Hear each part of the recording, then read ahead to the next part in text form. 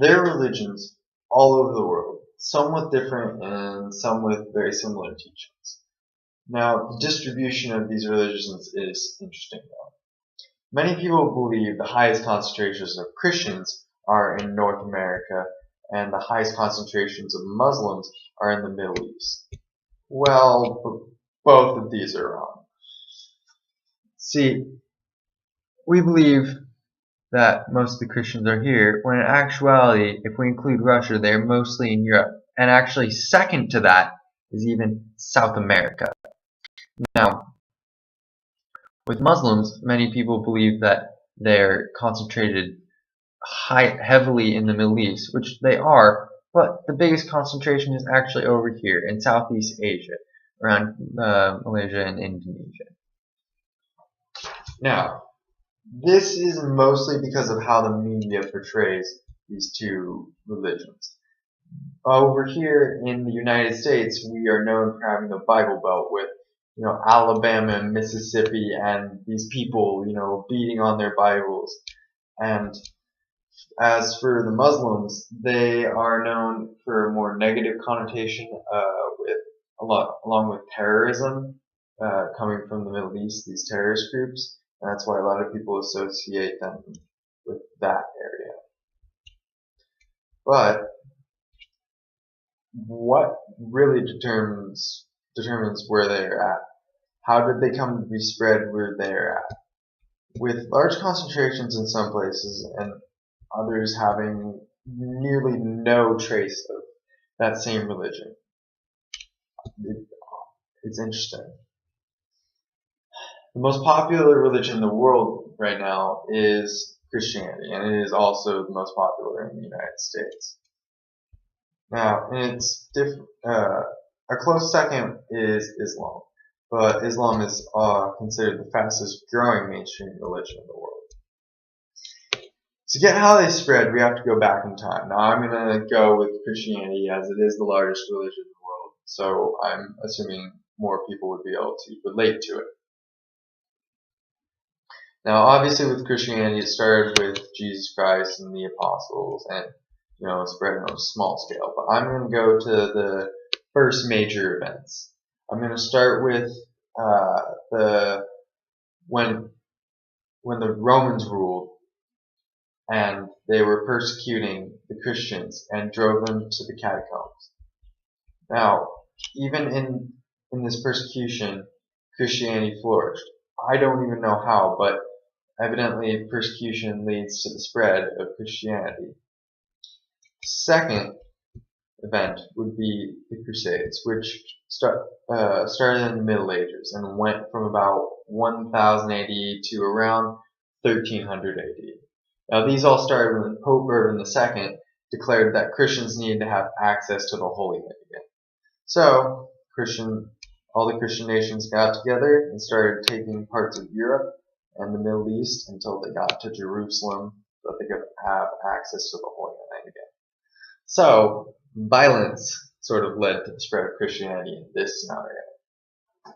Now, finally, we're going to go much farther into the future in England, when the Catholics had control of England and the Protestants were not having much,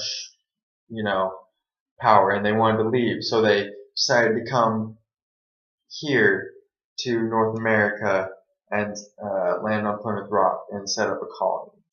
And that is with that led to religious freedom, but religious freedom for the Christians. So it spread throughout our country very, very easily. Now, as for today, how does it continue to grow throughout the world? Well, mostly through mission work.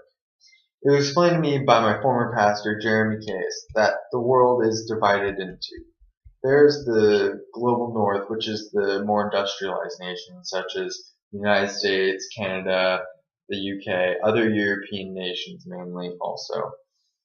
And then there is the global south, which are lesser industrialized to completely unindustrialized nations.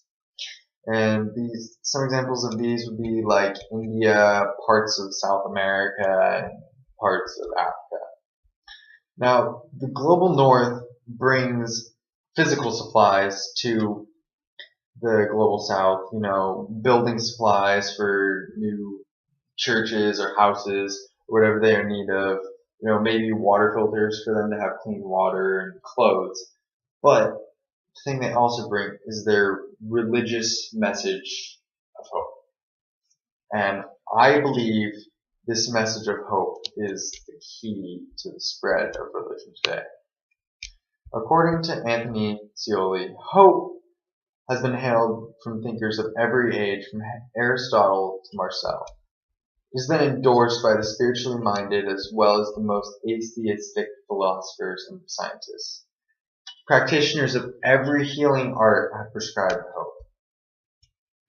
It's one of the biggest driving factors for a person today.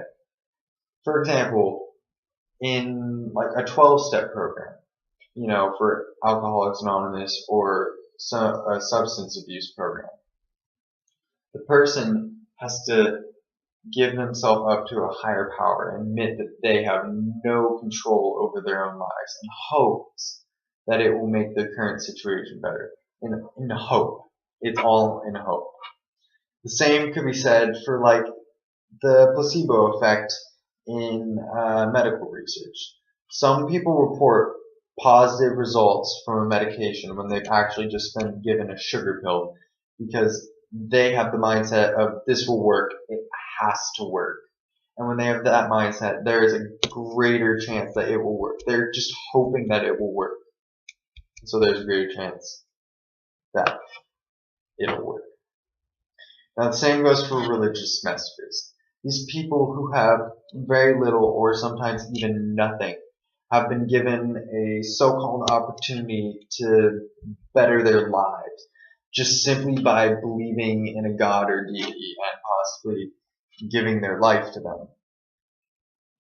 And when this hope works for one person, because the message is spread to hundreds and thousands of people, and so if even one person benefits from these teachings, then they will tell someone else, who will tell another person of their story, who will tell another person of their story, and it will spread. This hope will spread like a wildfire, and it can go all the way across a nation, maybe even across the world, depending on how successful they are. And they're just all clinging onto that hope. Every single person wants part of that hope.